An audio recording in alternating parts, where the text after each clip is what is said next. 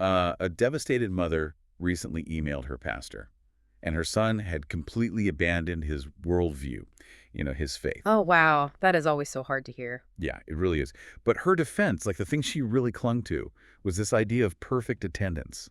She basically said, we brought our son to church every single Sunday. We literally never missed one. Right. She equated being in the building with a guaranteed spiritual outcome. Exactly.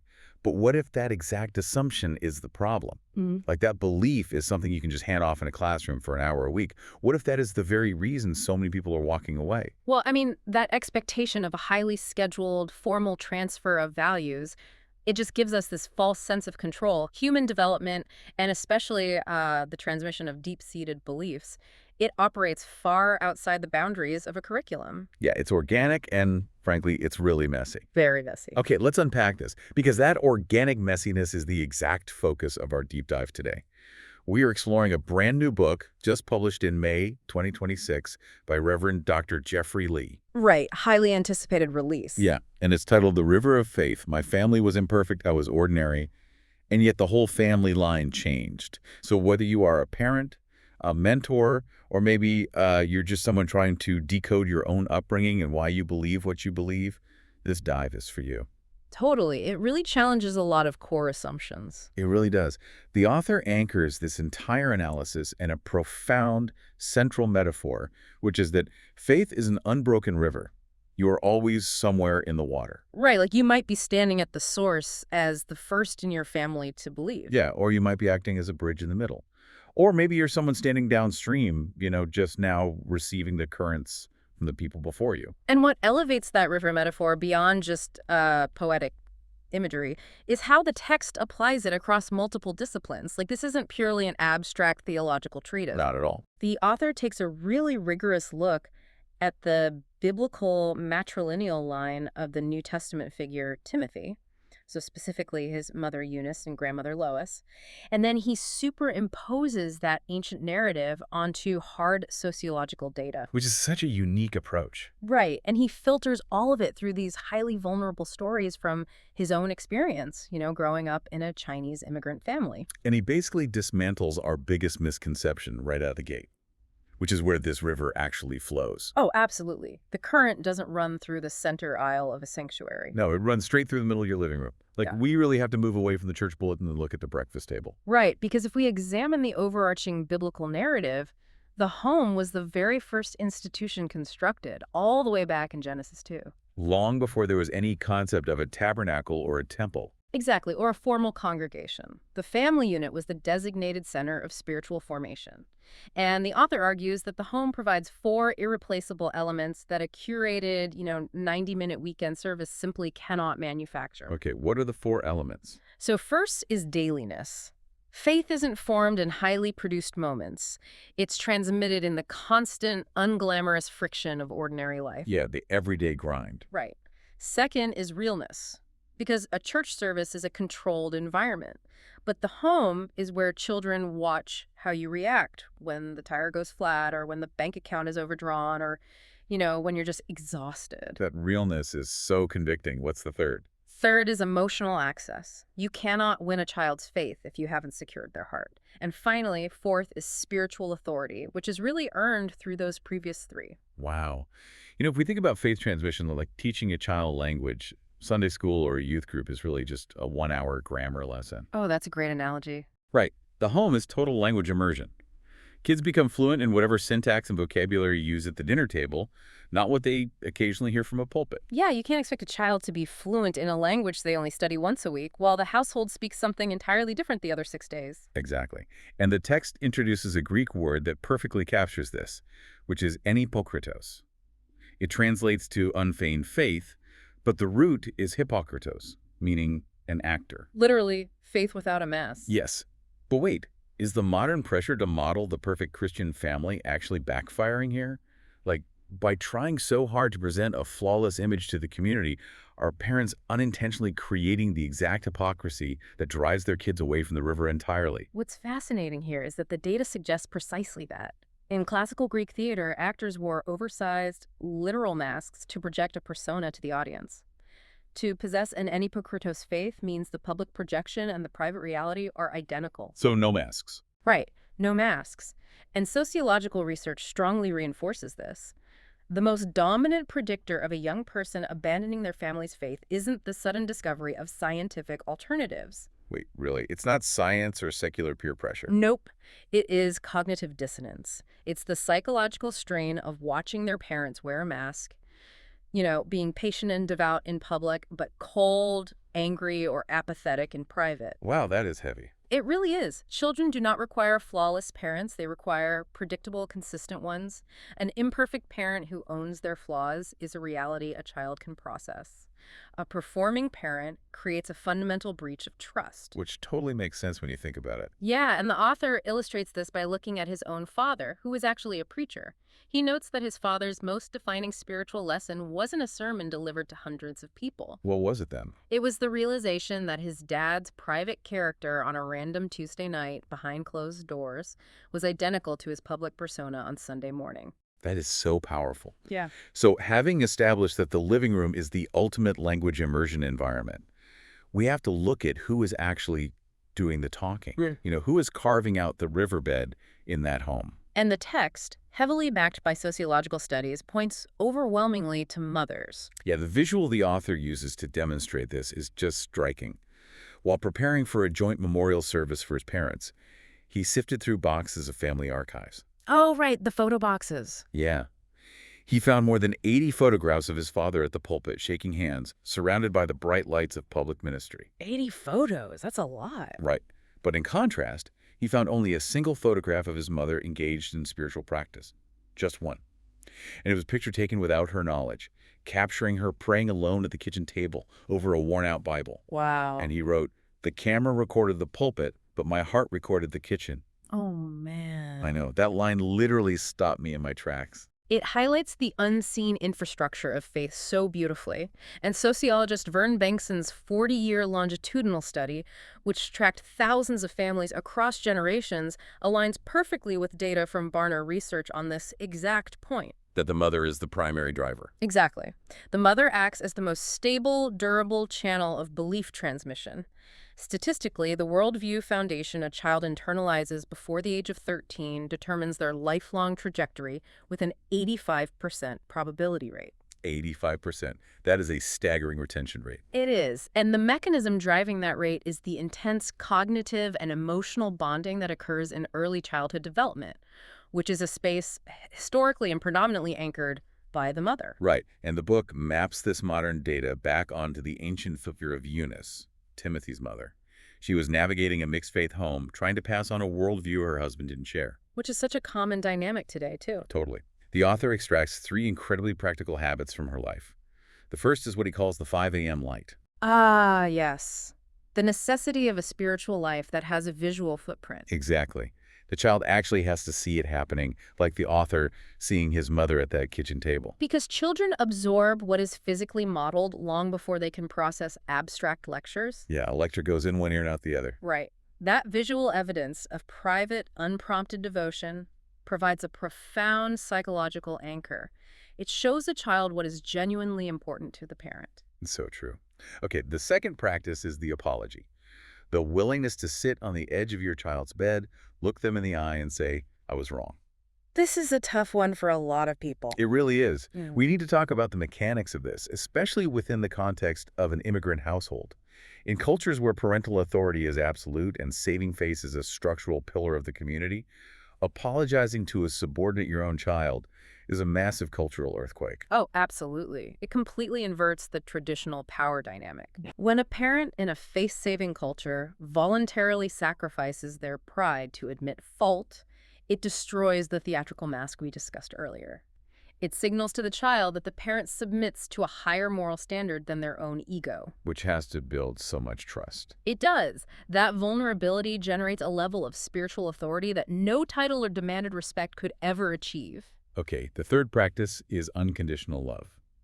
And here is where we see the river hit some turbulent water. Yeah, this gets complicated. The author shares his own prodigal story, walking away from his faith entirely during medical school. When he finally showed back up at his parents' house after years of wandering, his mother didn't sit him down for a theological debate. She didn't list his failures. No, she just looked at him and asked, "You're back. Are you hungry?" Wow. Here's where it gets really interesting because I have to challenge this a bit. In a culture highly aware of toxic family dynamics, isn't just offering food and ignoring the wandering essentially enabling? That's a fair question. Right, like aren't you just sweeping terrible choices under the rug and calling it grace? Well, it is crucial to separate unconditional love from consequence-free enabling. The author isn't suggesting that his mother pretended the wandering didn't happen or that she shielded him from the real-world consequences of his actions. Okay, so what was she doing then? He's pointing to the establishment of a permanent safe harbor. We are all familiar with the core dynamic in the parable of the prodigal son in Luke 15, right? But look specifically at the father's posture in that story. He runs to meet him. Exactly. He doesn't wait by the door with a list of demands or a probationary contract. By asking, "Are you hungry?" the author's mother was proving that her love wasn't contingent on his behavioral perfection. Ah, I see. So the home is a safe space regardless. Yes. That psychological certainty, knowing the home remains a safe harbor regardless of the storm, actually disarms rebellion. Defensive walls crumble in the presence of unearned grace much faster than they do under critical interrogation. That makes a lot of sense. But the sheer weight mothers are carrying to create that safe harbor is staggering, Yeah. especially those carving out this riverbed alone in mixed-faith homes, It is a massive burden. which naturally pivots the text to a massive obstacle in the river, the absence of fathers. The author doesn't just call this a minor issue, he labels it a global pastoral crisis. Yes, and he categorizes this absence into three distinct forms: physical, emotional, and spiritual. While physical and emotional absence obviously cause deep psychological fracturing, the text focuses intensely on spiritual absence. Spiritual absence, what does that look like exactly? This is the phenomenon where a father is physically in the house, perhaps even highly respected in his profession or serving on a church board, but he operates as a passive passenger in his own home. Oh, wow, a passenger. Yeah, he effectively dams up his portion of the river, delegating the entire spiritual formation of the family to his wife. That reminds me of the tragedy of Eli from the Old Testament. I mean, we all know his story. He held the ultimate public religious title as high priest, running the entire establishment. Right, totally in charge publicly. But privately, his own sons were completely unchecked and exploiting people right under his nose. He had massive public competence and total private passivity. The author contrasts that glaring failure with his own father. The contrast is amazing. During those prodigal medical school years, when the author would isolate himself behind a closed bedroom door, his father's response wasn't a display of authority. Right, he didn't bust down the door. No, he didn't demand compliance. Instead, every single morning, his father would silently kneel on the floor directly outside that closed door and pray. Just picture the physical reality of that. The author talks about having to physically step over his kneeling father just to leave his bedroom. I can't even imagine. I know. The father knew his son was going to step over him, he knew he was being ignored, and he knelt there anyway. And the sociological data reinforces the raw power of this too. When a father has an active, visible spiritual practice within the home, the statistical likelihood of children remaining in the faith nearly doubles. Doubles, that is huge. Right. But it seems like Eli fell into the trap of outsourcing his parenting to his profession.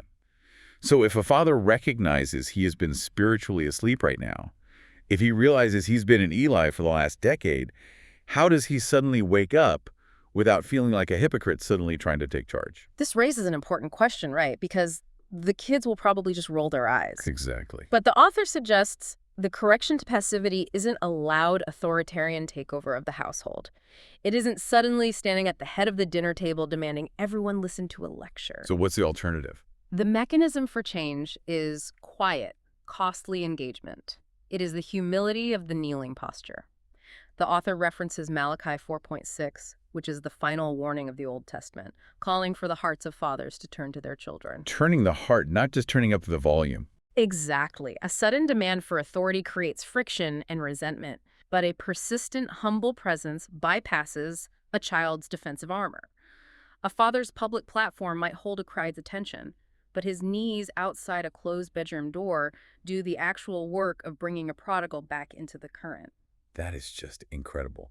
But what happens when the primary riverbed dries up?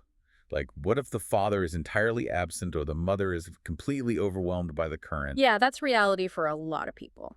This is where the deep dive explores the built-in backup systems. because God designed the human family ecosystem with tributaries meant to feed the main river when it runs low. Right. The ecosystem is fundamentally designed to expand beyond the nuclear family. If we look back at the Timothy narrative, his mother Eunice was doing the grueling daily work, but she wasn't operating in a vacuum. She had her mother, Lois. And the text points out a specific Greek word there. Right. Yes. The Apostle Paul deliberately uses the Greek word mommy to describe Lois. It isn't a formal, distant title for a matriarch.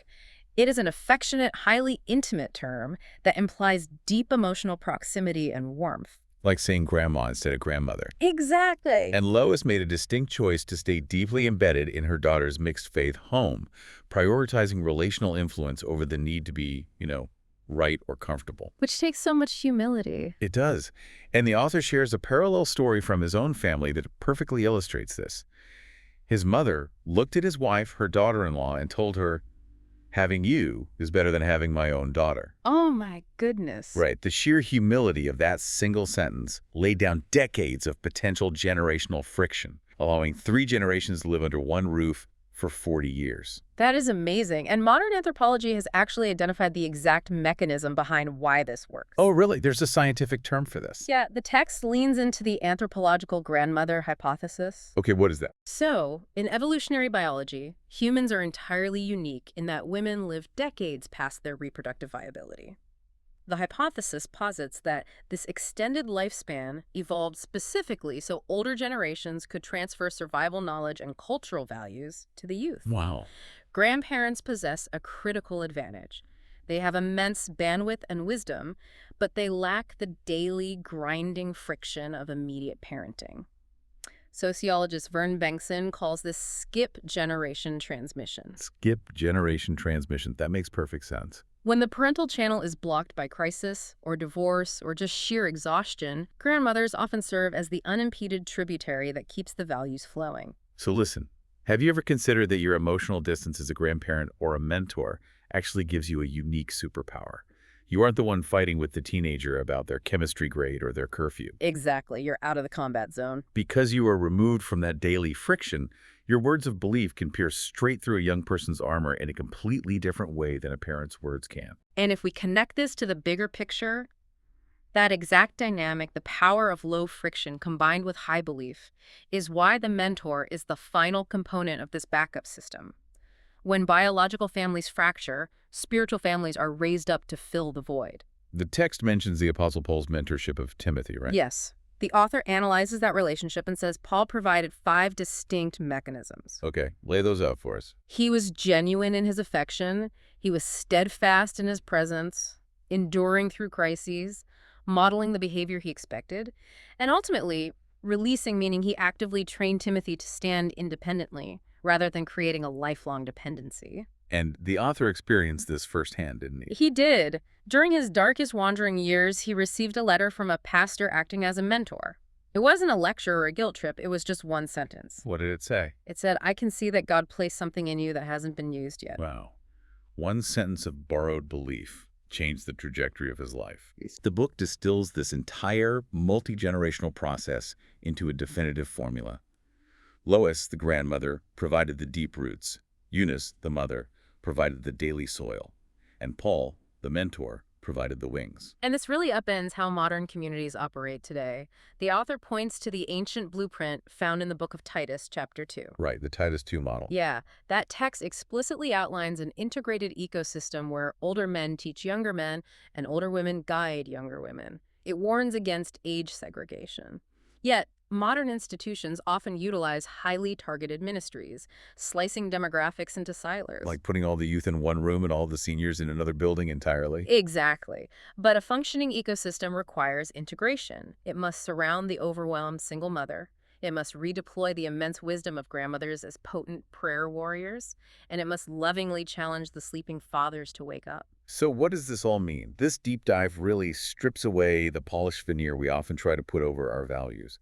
We started by talking about how messy passing down a worldview can be. Very messy. The reality is, the river of faith isn't a solemn, perfectly executed ceremony. It isn't a contract you sign. It is a relentless, continuing posture. It's the daily grind. Yes, it is forged in the grueling friction of dailiness. It's found in worn-out Bibles sitting on kitchen tables at 5 a.m., in the absolute courage it takes to look your child in the eye and apologize, and in the profound, disarming grace of simply asking, "Are you hungry?" It is entirely constructed out of the ordinary, and I want to leave you with a final thought to examine in your own life. The author reveals that the most profound spiritual transmissions he ever received, a mother praying in secret before dawn, a father kneeling silently behind a closed door, were things he was never actually supposed to see. They weren't performances. Not at all. So ask yourself, what are your unintentional hidden habits? Because whether you realize it or not, the people coming after you aren't listening to what you say. They are quietly absorbing what you live when you think no one is watching.